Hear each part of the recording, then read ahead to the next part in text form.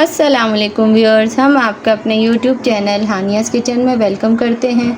आज हम आपके लिए बनाने जा रहे हैं मज़ेदार सा मटन कुन्ना।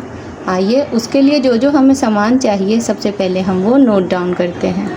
अगर आपको हमारी वीडियोस अच्छी लगें तो हमारी वीडियोस को लाइक करें, शेयर करें, सब्सक्राइब करें और कमेंट में ज़रूर बताएं कि आपको हमारी वीडियो कैसी लगी। मटन लिया है हमने 1 kg 1 किलो। प्याज लिए हमने 6 से 7 अदद, उसे हमने बारीक स्लाइस में काटा है।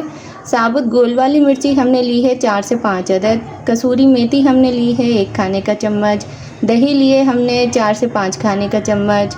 नमक हमने लिया है हस्बे ज़ायका। पिसा हुआ गरम मसाला हमने लिया है 1 खाने का चम्मच। पिसा हुआ धनिया हमने लिया है 1 खाने का चम्मच। पिसी हुई लाल मिर्च हमने ली है 1 खाने का चम्मच। हल्दी हमने ली है आधा खाने का चम्मच।